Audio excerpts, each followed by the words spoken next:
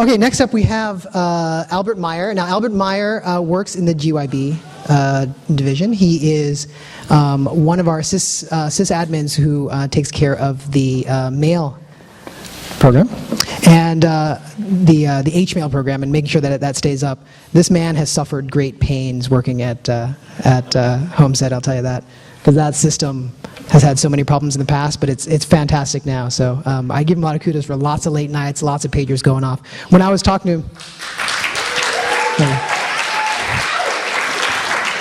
when I just talked to him today about the talent show, just to catch up on his act, and his pager went off twice while I was talking to him.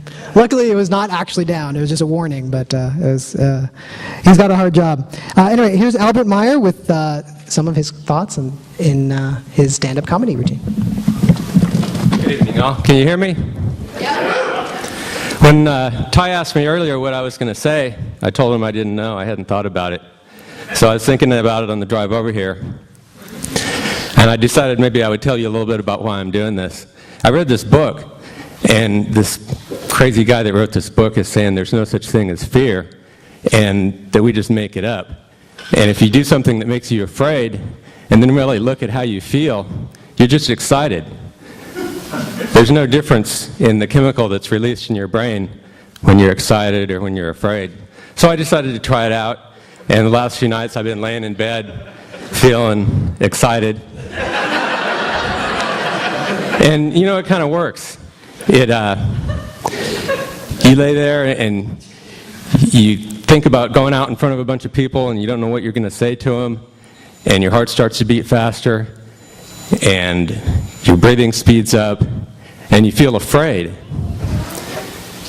And then you just go with it, and the next thing you know, you're not afraid, and you just feel good. So it worked, but now I'm up here and I got to say something. So I'm going to tell you a story about my childhood. When I was a kid, my parents took me to church, and my first memory of church was choking on a piece of candy.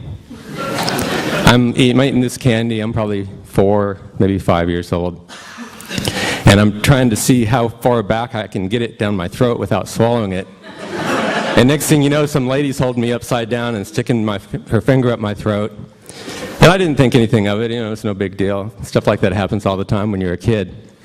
But my parents freaked out on it, and they told the church people not to give me any more candy.